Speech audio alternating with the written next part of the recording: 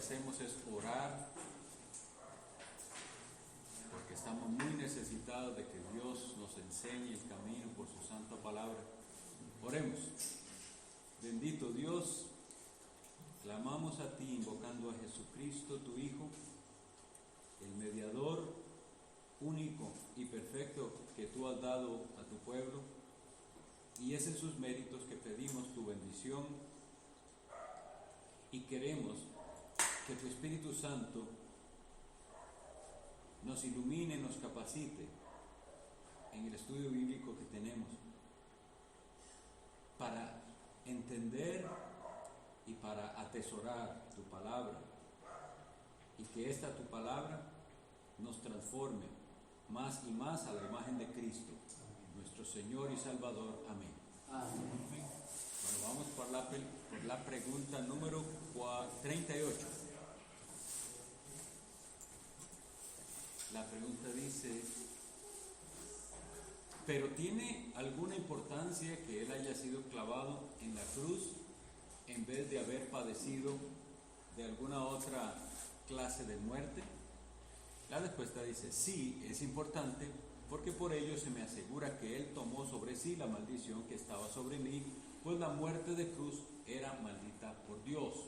Entonces nosotros tenemos dos citas aquí que considerar. La primera es cuando Dios nos enseña al respecto de lo que significa el ser colgado en un madero y cuando esto se cumple. Entonces vamos a ir a esas dos citas: Deuteronomio 21:23 y luego Gálatas 3:13.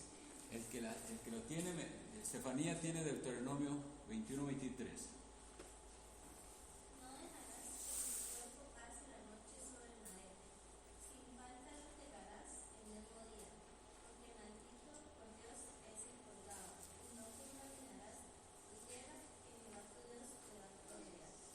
Cuando Moisés da esta ley a Israel y le dice: porque maldito por Dios es el colgado, no parece tan claro a qué se refería.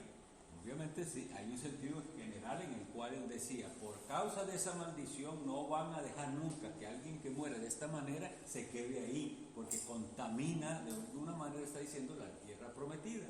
Pero veamos cómo esto se cumple y el significado más amplio y más importante que tiene en Gálatas 3:13. ¿Lo tiene doña Mirna?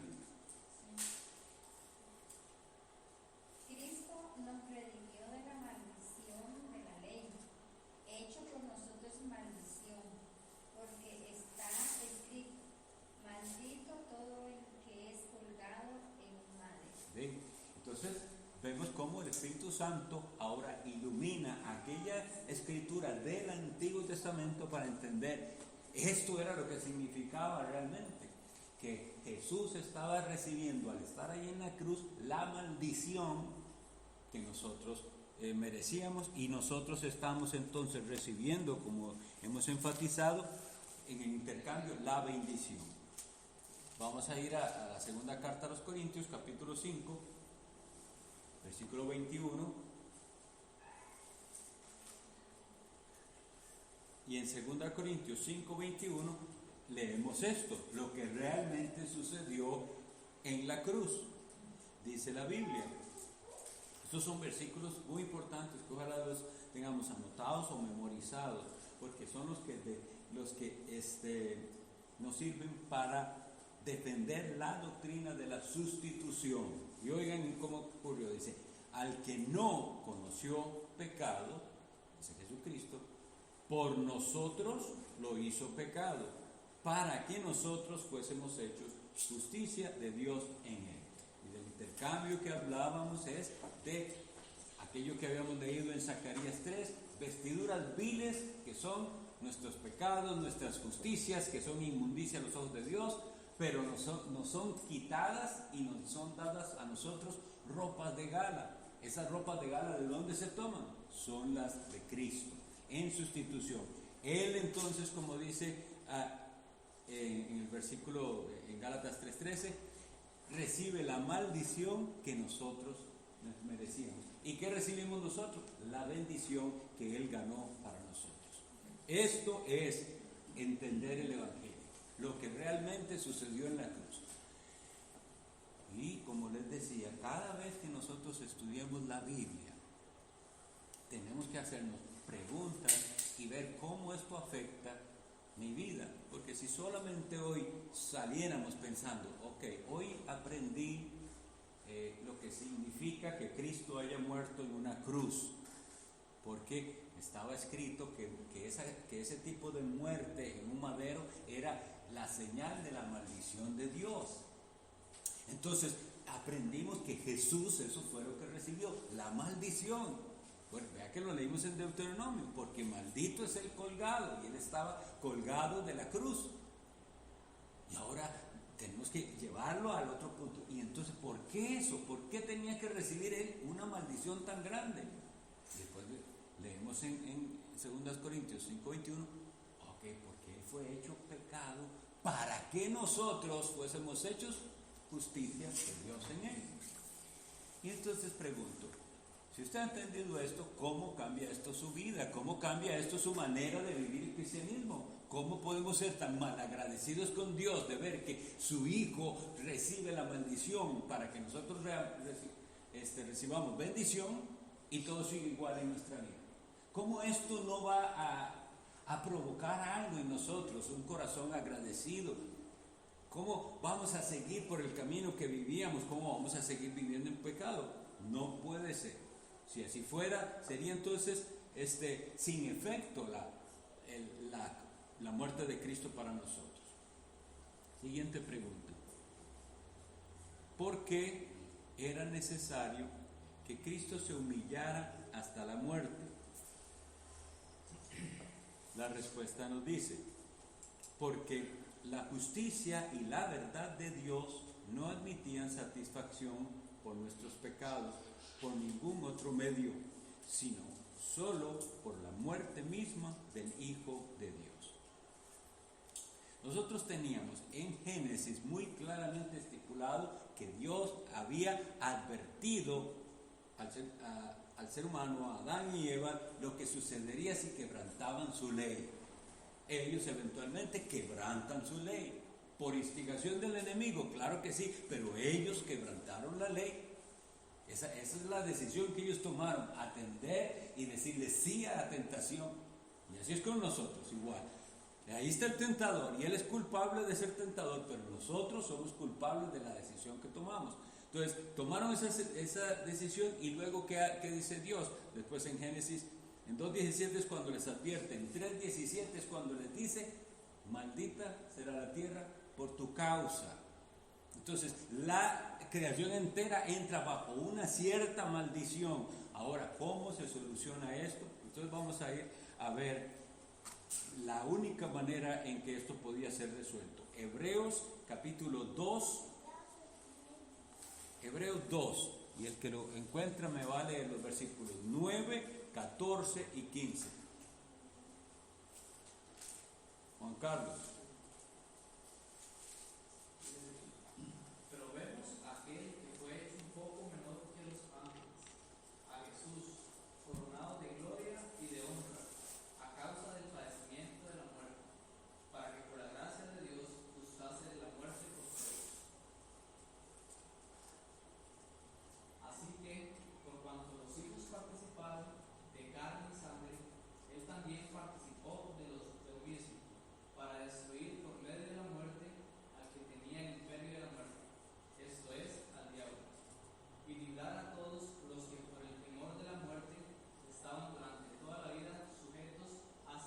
Vean todo lo que hemos leído en estos versículos. Muy importante lo que se gana con la muerte de Cristo. Bueno, número 1 dice que Él se hace como nosotros. Jesús no se convierte en un ángel. Un ángel no podía representarnos. Tengan eso bien en mente. ¿Por qué se hizo el Hijo de Dios, el Hijo eterno de Dios, un hombre? Para representar a los hombres. Ahí está la clave primero. Jesús se hace hombre para salvar a los hombres. Y entonces participa de lo que nosotros participamos, de todo lo que es las limitaciones de un ser humano, porque Él verdaderamente se hizo un ser humano. Pero al experimentar Él la muerte, no mereciéndola, Él gana una cosa. volvamos a leer ahí donde dice, ¿para qué? En el versículo 14 de Hebreos 2 dice, para que por medio de esa muerte que ganó él, que hizo, ¿a quién venció? Al que tenía el imperio de la muerte.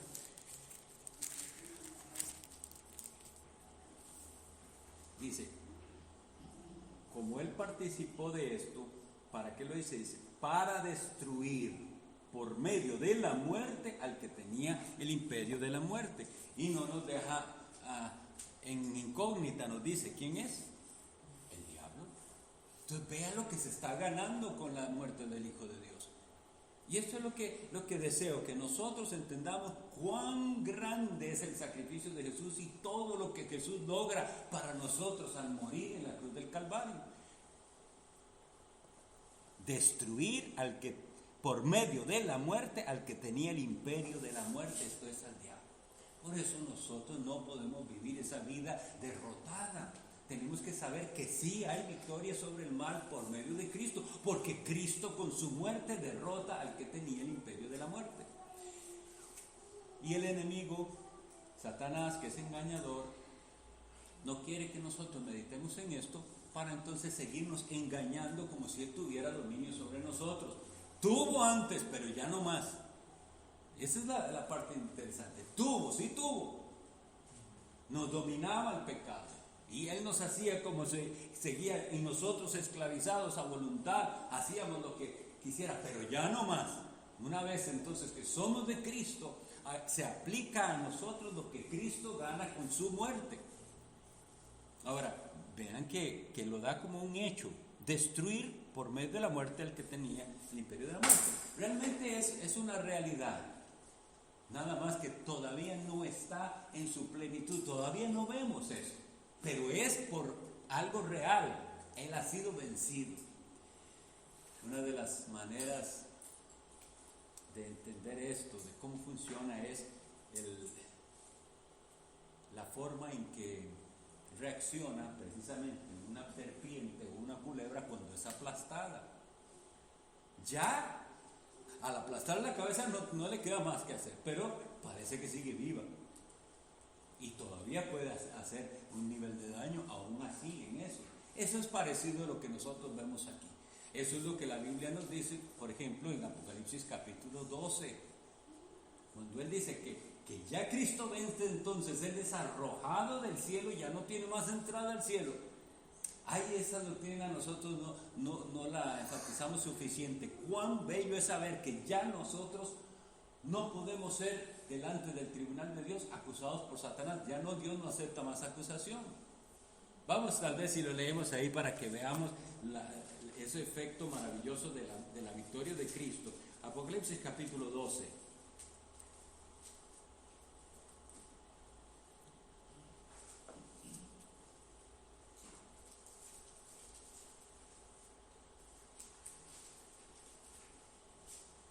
El versículo 10. Vean Apocalipsis 12:10. Voy a leer desde el 9 para que veamos de lo que estamos hablando. O sea, estamos diciendo que Cristo con su muerte destruye al que tenía el imperio de la muerte. Dice, y fue lanzado fuera el gran dragón, la serpiente antigua que se llama Diablo y Satanás, el cual engaña al mundo entero. Fue arrojado a la tierra y sus ángeles fueron arrojados con él. Entonces oí una gran voz en el cielo que decía, ahora ha venido la salvación, el poder y el reino de nuestro Dios y la autoridad de su Cristo, porque ha sido lanzado fuera el acusador de nuestros hermanos, el que los acusaba delante de nuestro Dios día y noche. Y ellos le han vencido por medio de la sangre del Cordero y de la palabra del testimonio de ellos, y menospreciaron sus vidas hasta la muerte. Por lo cual alegraos cielos y los que moráis en ellos. Pero oigan lo que dice. Ay de los moradores de la tierra y del mar, porque el diablo ha descendido a vosotros con gran ira, sabiendo que tiene poco tiempo. Bien, ¿cómo debemos entonces interpretar esto? La humillación de Cristo hasta la muerte tiene un propósito, y es que Él venciera al que tenía el imperio de la muerte. Entonces, recuerdan ustedes, y si no lo han hecho, si no lo han leído, libro de Job, nos habla de que Satanás llega a acusar a Job. Porque ese es el significado de la palabra diablo, es acusador o difamador. Y Satanás significa adversario. Entonces eso es el enemigo de nuestras almas, un acusador y un adversario. Pero él venía y contiende, ¿verdad? Y acusa a Job, diciendo que Job realmente es un hipócrita. Eso es lo que está diciendo, porque dice, Job es así porque tiene tantas bendiciones. Quítele las bendiciones a ver si él sigue siendo fiel a Dios. Entonces pasa todo lo que ese libro se trata, que es las pruebas que Job pasa. Pero aquí nos dice que ya no más, que ha sido lanzado el acusador, el que los acusaba día y noche, ya no más. ¿Por qué? Porque Jesucristo, por medio de su muerte, ha ganado para nosotros la justificación y ya no más. Ahora nosotros tenemos que estar gozosos y alegres de que Cristo nos perdonó, que su sangre nos limpió del pecado.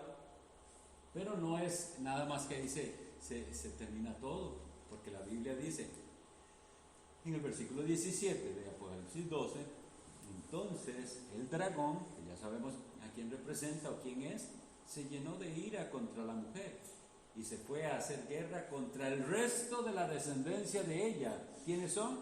Los que guardan los mandamientos de Dios y tienen el testimonio de Jesucristo. Entonces, esa es una de las cosas. No lo olvidemos, lo que ganó Cristo con su muerte. Y ahora leamos un poquito sobre esa humillación. Filipenses 2:8.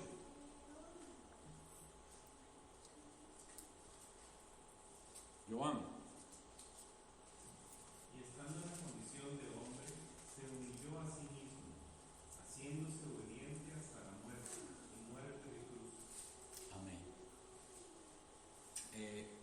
También al leer esto nos damos cuenta que es parte del pacto que había entre Dios Padre y Dios Hijo. Entonces el Hijo obedece al pacto.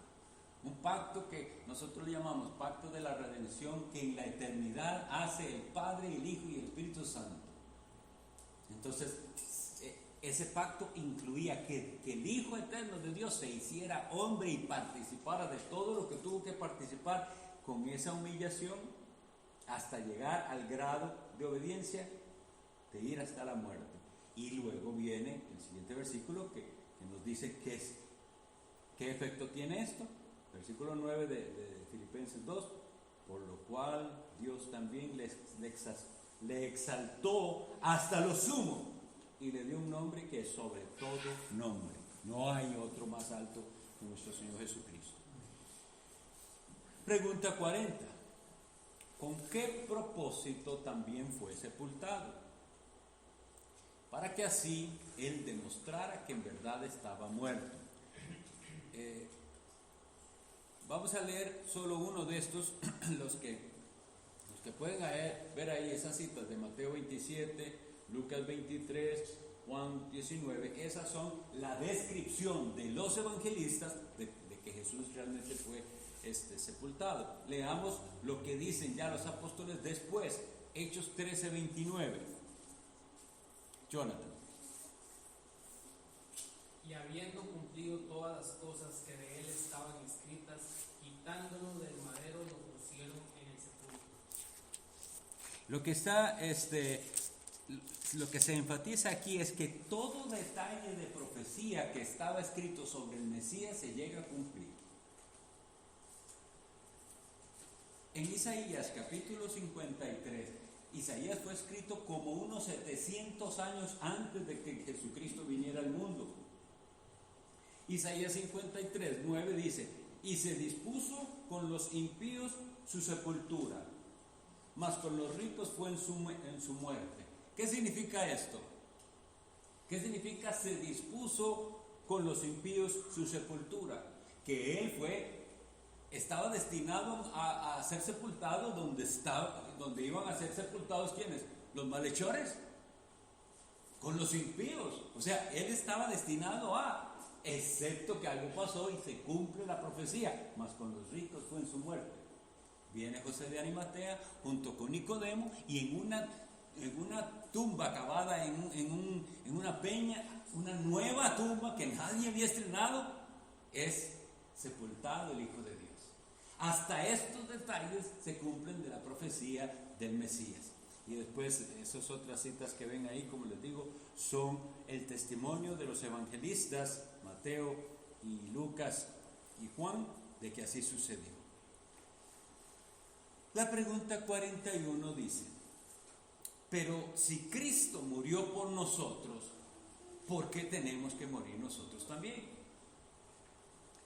La respuesta dice: nuestra muerte no es un pago por nuestros pecados, sino la abolición del pecado y nuestro paso a la vida eterna. Vamos a leer estas citas que nos aclaran entonces de qué clase de muerte es de la que Cristo nos libra. Juan 5, 24, la tiene hermano Eric. De cierto os digo, el que oye mi palabra y cree al que envió, tiene vida eterna y no vendrá a condenación, mas ha pasado de muerte a vida. Analicemos ese precioso versículo que ha leído Eric. De cierto os digo, y cuando digamos estas palabras, recordemos lo que eso significa.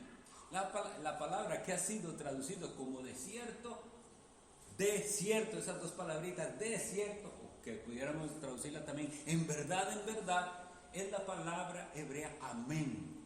Entonces Jesús está diciendo amén, amén. Pongan atención a esta verdad que les voy a decir. El que cree en mí, léalo otra vez por favor. El que oye mi palabra y cree al que me envió, tiene vida eterna y no vendrá a condenación, mas ha pasado de muerte a vida. Bien, entonces, escuchar su palabra y creer hace algo en el creyente, tiene vida eterna. Vean la manera de decirlo.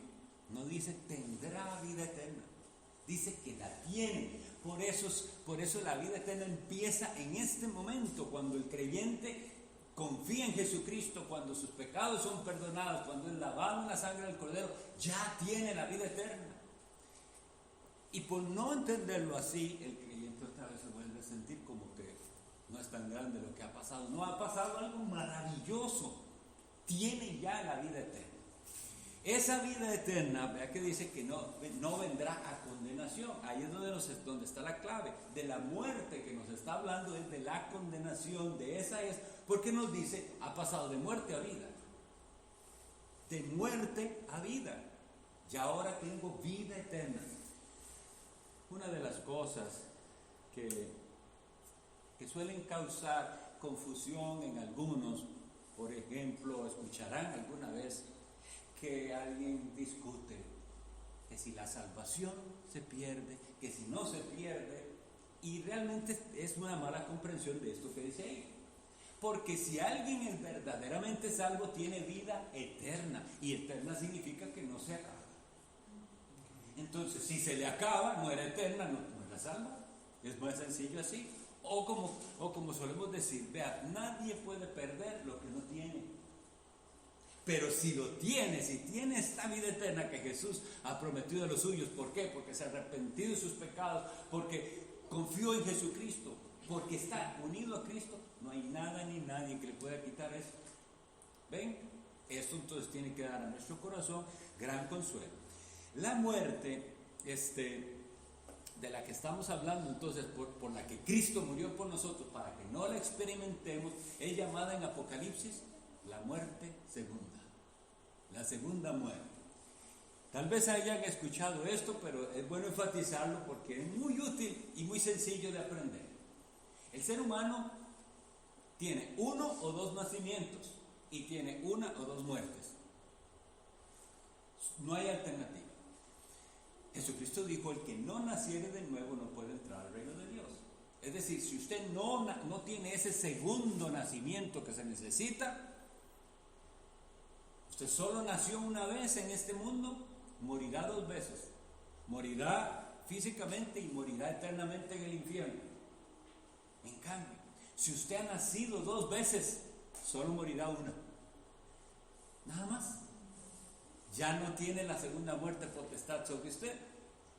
Entonces tenemos que asegurarnos de que hemos nacido de nuevo, para decir, sí, un día moriré. Ve, ahora, esta es una semana en que es tan apropiado hablar de la muerte, porque se murió alguien famosísimo, la reina, y la gente miren, Vean qué gran oportunidad para decir, mire, usted puede tener las mayores riquezas, la mayor fama, usted puede haberlo tenido todo, igual va a morir, como el que no tiene nada. Así es de sencillo, nadie se escapa. Entonces lo importante es qué pasa en el momento que usted muere. ¿Dónde va a despertar? Porque es así, es un momento, el último respiro y ya. Entonces tenemos que estar seguros. Si usted ha creído en Jesús, si sus pecados han sido perdonados, si usted tiene un verdadero arrepentimiento, ha pasado de muerte a vida, ya no se puede morir porque tiene vida eterna. Pero si no ha nacido de nuevo, si esto no es real en su vida, la muerte simplemente es esperar en tormento el día del juicio final. Así de serio es. Vamos a leer Filipenses 1:23.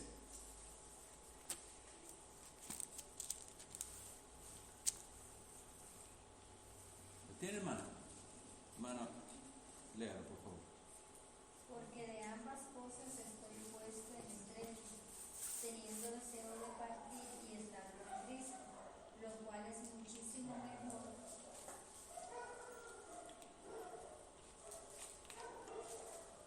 Esta manera de expresarse del apóstol Pablo debería ser la de todo cristiano. Y si no la tenemos que revisar por qué yo no veo la muerte así. Porque el apóstol Pablo decía, hay dos cosas. Yo sé que si yo muero voy con Cristo y eso es mucho mejor. Pero tengo un amor por mis hermanos, para servir más a Cristo. Desearía, ¿qué hago? Entonces, solo ve la muerte como eso. Ahora, pensemos, vean la gran diferencia de cómo ve la muerte el mundo. El pánico tan exagerado de contagiarse del COVID nos mostró que la gente le tiene horror a la muerte. Y eso está mal, porque está bien, hay un sentido, no quiero ir más allá de lo que la Biblia nos dice, hay un sentido en que la muerte no es algo bonito. ¿Quién está esperando? No sabemos de qué. Será de un cáncer que nos va a dar, será de qué cosa nos irá a dar, pero sepa que algo nos va a dar. Entonces tampoco es que eso es sencillo de pasar, pero el asunto es ¿qué significa eso para usted? Ahí cuando leyó a la hermana Mirna dice teniendo deseo de partir. Esa palabra partir, si ustedes buscan en el griego original en el cual está escrito el Nuevo Testamento, verán que esa palabra partir era la que se usaba cuando había un barco o una barca amarrado en un muelle y cuando le soltaban las amarras, esa era la palabra que se usaba, partir. Entonces vean que tiene un sentido. Vean que con esto refutamos también cierta idea de algunos que dicen que usted se muere y es como quedarse dormido e inconsciente. No es así. En el momento en que muere, lo que se hizo para el creyente es ya me soltaron la amarra, ya mi barca va a llegar al otro lado, donde ¿quién está? Jesucristo. Entonces por eso, si usted está seguro que al otro lado está Jesucristo, usted va contento. Lo que pasa es que la gente no sabe qué hay del otro lado y teme. Y sabe que le sueltan las amarras y no sé a dónde voy a llegar. Entonces, para mí el vivir es Cristo y el morir es ganancia, lo dice alguien que sabe de verdad que ha nacido de nuevo, que la muerte es simplemente ese paso hacia la eternidad. Romanos 7:24.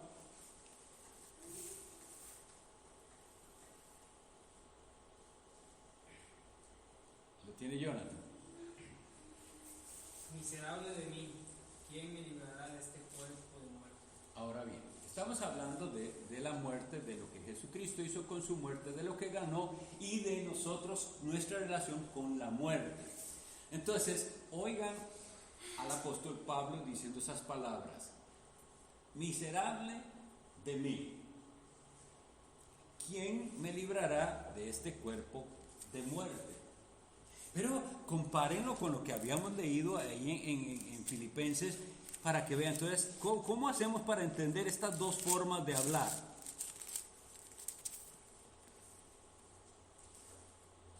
Filipenses 1:21 dice: para mí el vivir es Cristo y el morir es ganancia. Y ahora lee Jonathan, miserable de mí, ¿quién me librará de este cuerpo de muerte? Tenemos que entender en qué sentido se está usando la palabra muerte. Hasta el capítulo, en ese capítulo 7 de Romanos, el apóstol Pablo expone la realidad de un cristiano y su lucha contra el pecado. Hasta el capítulo 6 él había expuesto que nosotros en Cristo tenemos justificación, perdón, que no es por obras, que es por gracia. Y en el capítulo 6 nos dice, pero el pecado no tiene que dominarnos, no se enseñoreará de vosotros el pecado. No es posible, porque yo con Cristo he muerto, porque he sido sepultado, porque Él me levanta, que eso ahorita lo veremos. Pero entonces después reflexiona y dice, pero me topo con esta realidad, que todavía no estoy en el cielo.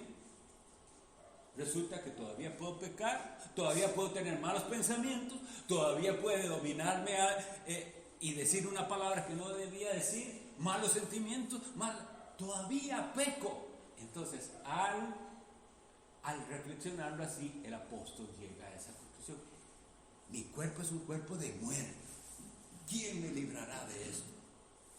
Pero el versículo siguiente nos da la respuesta. Romanos 7:24 dice, miserable de mí, ¿quién me librará de este cuerpo de muerte? Y el siguiente versículo dice, gracias doy a Dios por Jesucristo nuestro Señor. Entonces, ¿quién nos libra de este cuerpo que todavía puede pecar? Jesús, el mismo que murió para que nosotros tengamos vida eterna. Alto aquí, ¿tiene usted a este Salvador? ¿Puede usted decir así también?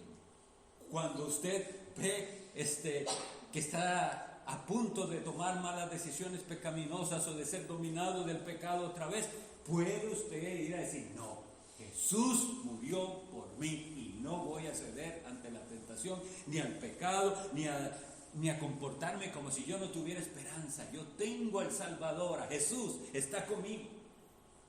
Tiene que poder responderlo, respóndalo para su mente y reflexione después. Porque de esa es de la muerte que ya en un sentido hemos sido liberados, de la muerte, de ese pecado, pero en el otro lo seremos en el futuro. Y la siguiente pregunta profundiza en eso. Vamos a ver y dice, ¿qué otro beneficio recibimos por la muerte de Cristo? Que en virtud de su muerte, nuestro viejo hombre es crucificado, muerto y sepultado juntamente con él, lo cual es representado en el santo bautismo para que en adelante no reine en nosotros concupiscencias y malos deseos, sino para que nos ofrezcamos a él como sacrificio de acción de gracias. Vamos a ir todos a Romanos capítulo 6. Este es tema precioso para nosotros, que es entender lo que se representa en la sagrada ordenanza del bautismo. Romanos capítulo 6. Voy a leer varios versículos hasta el 12 y después lo comentamos. Oigan la exposición. ¿Qué pues diremos? ¿Perseveraremos en el pecado para que la gracia abunde? De ninguna manera. Porque los que hemos muerto al pecado, ¿cómo viviremos aún en él? ¿O no sabéis que todos los que hemos sido bautizados en Cristo Jesús, hemos sido bautizados en su muerte? Porque somos sepultados juntamente con él para muerte por el bautismo, a fin de que, como Cristo resucitó de los muertos por la gloria del Padre, así también nosotros andemos en vida nueva. Porque si fuimos plantados juntamente con él en la semejanza de su muerte, así también lo seremos en la de su resurrección, sabiendo esto, que nuestro viejo hombre fue crucificado juntamente con él, para que el cuerpo del pecado sea destruido, a fin de que no sirvamos más al pecado. Porque el que ha muerto ha sido justificado del pecado. Y si morimos con Cristo, creemos que también viviremos con Él, sabiendo que Cristo, habiendo resucitado de los muertos, ya no muere. La muerte no se enseñorea más de Él, porque en cuanto murió, al pecado murió una vez por todas. Mas en cuanto vive, para Dios vive. Así también vosotros. Consideraos muertos al pecado, pero vivos para Dios en Cristo Jesús, Señor nuestro. Concluimos diciendo: no reine pues el pecado en vuestro cuerpo mortal, de modo que lo obedezcáis en sus concupiscencias.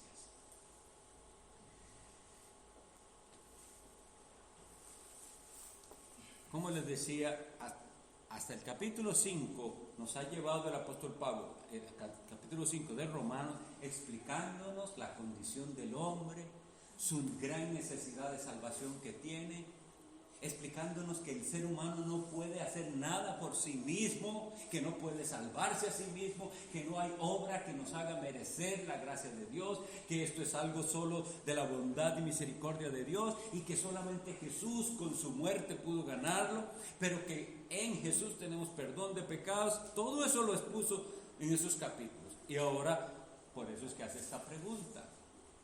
Y esa es la pregunta que debería poder responder toda persona que diga que es cristiano.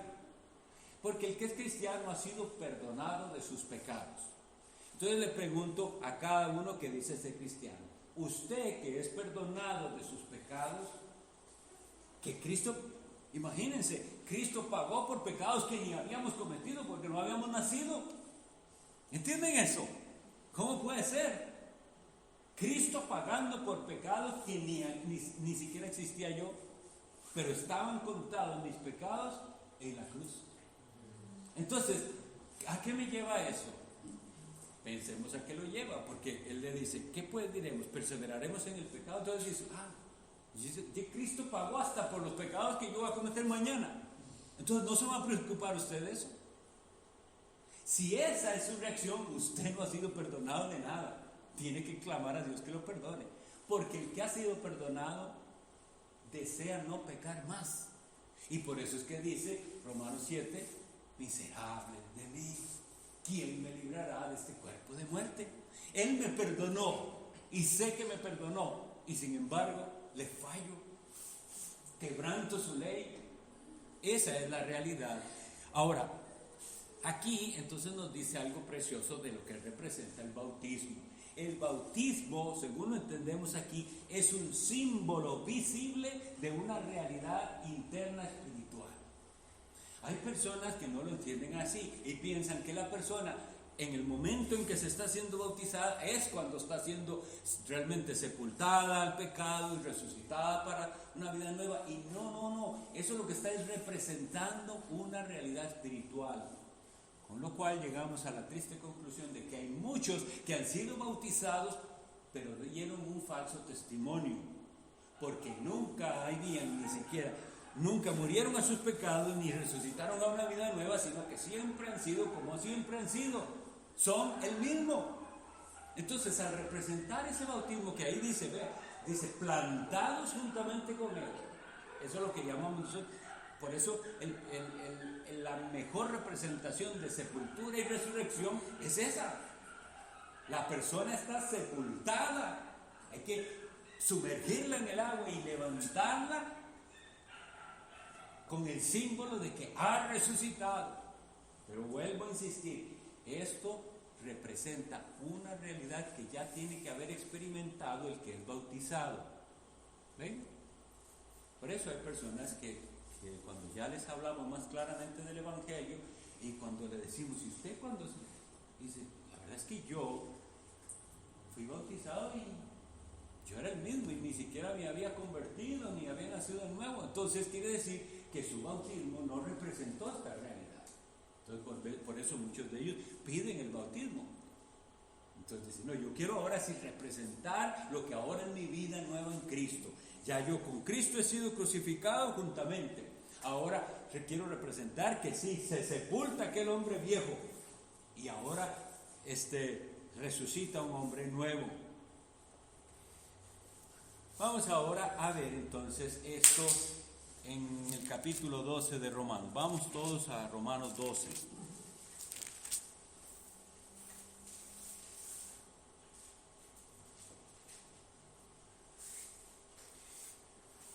Vean que estamos hablando de los efectos de la muerte de Cristo si entendemos lo que eso significa. Los efectos de la muerte de Cristo en aquellos que se benefician de la muerte de Cristo. Voy a leer para ustedes Romanos capítulo 12, de los versículos 1 y 2. Presten atención, por favor. Dice así: así que, hermanos, os ruego por las misericordias de Dios que presentéis vuestros cuerpos en sacrificio vivo, santo, agradable a Dios, que es vuestro culto racional. No os conforméis a este siglo, sino transformaos por medio de la renovación de vuestro entendimiento, para que comprobéis cuál sea la buena voluntad de Dios, agradable y perfecta. Una vez más, entonces veamos. Se nos ha expuesto el Evangelio, se nos ha enseñado lo que Cristo ha hecho por los suyos, se nos garantiza que en Él somos perdonados, que Él nos ha llamado, todo lo que Cristo hizo por nosotros. Se nos garantiza lo que Él con su muerte ganó, venció a Satanás, y nosotros en Cristo vencemos a Satanás, vencemos el pecado, como leímos ahí en Apocalipsis 12:11, y ellos le han vencido por medio de la sangre del Cordero y de la palabra del testimonio de ellos. Qué lindo, ¿verdad? Ahora sí, si entendemos eso, entonces el versículo 12 dice: así que, hermanos, os ruego por las misericordias de Dios, si usted es consciente de cuán misericordioso ha sido Dios con usted, ese es el sentido. O tal vez lo pasamos a pregunta. ¿Entiende usted la misericordia de Dios? ¿Entiende cuán bondadoso ha sido Él? Que usted no merecía esto, pero Él se lo da en Jesús su Hijo. Si lo entiende, ahora les voy a pedir algo, dice Él. Les ruego que presentéis vuestros cuerpos en sacrificio vivo, santo, agradable a Dios. Ahí volvemos a reducir el campo de los que se dicen ser cristianos. Porque la gente dice ser cristiano, pero no está dispuesto a ningún sacrificio. Y aquí nos habla de sacrificio, pero no como los sacrificios del Antiguo Testamento, que eran víctimas que morían. Ahora dice, no, es un sacrificio vivo. Y nos dice esta palabra, santo, agradable a Dios. Si hay una palabra a la que yo creo que los cristianos hoy están alérgicos, es la que se les habla de santidad. Un sacrificio vivo, santo. No, la gente no quiere que le hablen de santidad. Y aquí dice que debemos ser santos. Tanto que Hebreos 12 nos dice: sin santidad nadie verá al Señor. Así que esto debe producir en nosotros una vida santa, agradable a Dios. Nosotros no podemos determinar nosotros lo que es agradable a Dios según nuestros sentimientos. No podemos decirlo así. Yo siento que no sirve. Tiene que ser con la palabra. Es la Biblia la que a usted le va a decir si algo le agrada a Dios o no. Yo siempre recuerdo una persona que yo le hablábamos sobre matrimonio y era divorciado y todas esas cosas. Y entonces la persona razonaba de esta manera: yo no creo que Dios quiera que yo me quede solo. Y entonces veamos la manera de abordar la cosa. Esa persona no está preguntando al Señor: ¿te agrada? ¿Es algo agradable delante de ti que yo vuelva a casarme siendo que me divorcié no por razones bíblicas? Eso es lo que alguien convertido le preguntaría a Dios: Señor, ¿esto es agradable delante de ti? Porque si veo por tu palabra que no, entonces no lo quiero hacer. Pero están imponiendo sus sentimientos y diciendo: yo no creo que Dios. ¿Y por qué usted cree eso? Porque el Dios que tienen en la mente no es el de la Biblia. El Dios de la Biblia tiene claramente especificado qué es agradable a Él. Bueno, aquí específicamente nos está hablando de un culto racional, es decir, de una adoración a Dios que se entiende. la mayoría de personas prefieren una religión en la que no tengan que usar la mente, en la que no tengan que analizar, en que nada más dígame qué hago, dígame qué no hago y ya, y yo lo hago. Menos complicado. Pero aquí Dios quiere que usemos la mente y nos dice: el culto es racional. ¿Entiende usted lo que está haciendo? ¿Entiende por qué lo hace? ¿Y cuál es ese entendimiento básico? ¿Entiende usted lo que Jesús hizo por usted? Cuando usted lo entienda, eso le va a producir un deseo tan grande de vivir para Él. Ese es su culto racional.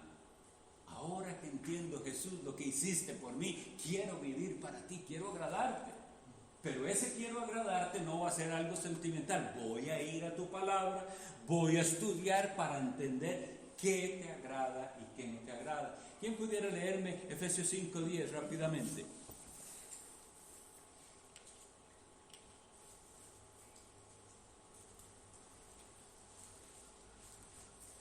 Randall. Comprobando lo que es agradable al Señor. ¿Ven esto y la conexión aquí? Hay un deseo en el corazón y se nos dice: comprueben, no lo haga así por pálpito ni por sentimientos, compruébelo. Vaya a la Biblia y pregúntele y pregunte a la palabra y Él le dirá: sí, es conforme a los mandamientos, no es conforme a la ley de Dios.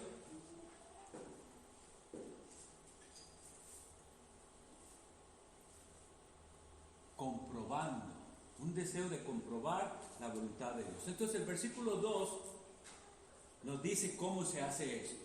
Ya casi terminamos. Dice: ¿cómo hacemos esto? No os conforméis a este siglo, sino transformaos. Vea, conformarse. Vean dos palabras ahí: conformar y la otra es transformar. Tienen algo en común, ¿lo vieron ahí? No os conforméis, sino transformaos. Dos palabras que tienen algo en común: formar o forma. Conformarse es tomar la forma de algo. La idea y la ilustración que nos ayuda es pensar en esto. El mundo tiene un cierto molde y pensemos que nosotros somos masa. El mundo nos quiere meter en ese molde y hacer que tengamos la forma del mundo, como son los mundanos. Y eso es lo que ha sucedido. Los cristianos se han descuidado, las iglesias se han descuidado y las iglesias ya no parecen iglesias, parecen al mundo. Se conformaron a este mundo. Todo lo contrario de lo que el apóstol decía: no os conforméis, no se deje succionar, porque es como si fuera una aspiradora, ¿verdad?, que nos toma y nos quiere amoldar. Ese conformarse, amoldar a este siglo. Este siglo significa este mundo, este sistema de cosas. Si no, haga todo lo contrario: transformaos. Entonces ahí lo que nos está diciendo es: tome una forma diferente. ¿Cómo es esa forma? ¿Y cómo lo logramos? Por eso les digo que la gente quiere una religión más fácil, que sea simplemente de dígame qué hago y dígame qué no hago y ya, algo externo. No, aquí dice: transformaos por medio de la renovación de vuestro entendimiento. Y eso nos lleva a preguntarnos: ¿ha sido su entendimiento renovado? Porque si no, va a ser muy difícil para usted vivir la vida cristiana. Es más, va a ser algo bastante pesado y difícil y no agradable. Pero cuando la mente ha sido transformada, renovada, dice, por medio de la renovación de vuestro entendimiento. Cuando nuestro entendimiento de las cosas cambia, es como que Dios nos hubiera dado unos anteojos apropiados, que usted se los pone y dice: ay, hasta ahora veo bien, nunca había visto las cosas como las estoy viendo ahora. Ahora, con este entendimiento, ahora sí que puedo hacer yo, comprobar cuál es la buena voluntad de Dios, agradable y perfecta. Pero sin los anteojos no veía nada. Aquí va a estar yo viendo esos detalles, no veo. Entonces pensemos en esto, que esta renovación de vuestro entendimiento es como Dios dándonos la visión 2020 que ocupamos, para ver las cosas como debemos verlas, para ver el mundo. No opinamos como el mundo opina. Es que el mundo opina lo que ve en internet, lo que dice en la tele, lo que sale en en las noticias. Esa es la opinión del mundo, ahí va. El creyente opina diferente. Las opiniones nuestras están basadas en los principios de la Biblia. Sea quien sea que lo diga, una persona respetable o no respetable, o sea pastor o quien sea, nosotros pasamos el filtro por aquí, por la Biblia. Porque tenemos un entendimiento y nuestro deseo es comprobar cuál es la buena voluntad de Dios, agradable y perfecta, y vivir según esa voluntad. Esto entonces nos confronta mucho. Voy a leerles una vez más esta respuesta para que ahora, habiendo leído todas esas citas, veamos qué otro beneficio recibimos por la muerte de Cristo. Que en virtud de su muerte, nuestro viejo hombre es crucificado, muerto y sepultado juntamente con él, lo cual es representado en el santo bautismo. ¿Lo entendimos, verdad? Un bautismo que representa una realidad espiritual que la persona ha experimentado y entonces se bautiza. ¿Y ahora qué produce ese entendimiento correcto del Evangelio? Para que en adelante no reinen en nosotros concupiscencias y malos deseos, sino para que nos ofrezcamos a Dios, para que nos ofrezcamos a Él como sacrificio de acción de gracias. Esta parte es importante. Esto lo hacemos en respuesta, en gratitud. No nos estamos ganando la salvación, no podemos, ni nunca podremos. No hacemos esto porque estamos tratando de ganarnos, nos estamos comportando de una manera diferente y viviendo de una manera diferente porque estamos agradecidos con la salvación que Cristo nos ha dado, que Él ganó con su muerte. Oremos. Dios Todopoderoso, Padre eterno, gracias te damos porque nos has concedido un estudio bíblico más y suplicamos, insistimos, envía tu Espíritu Santo para que esta tu palabra penetre a nuestras almas y nos transforme. Oh mi Dios, que se pueda ver en nosotros el fruto y la bendición de tu palabra. En el nombre de Jesús. Amén. Amén.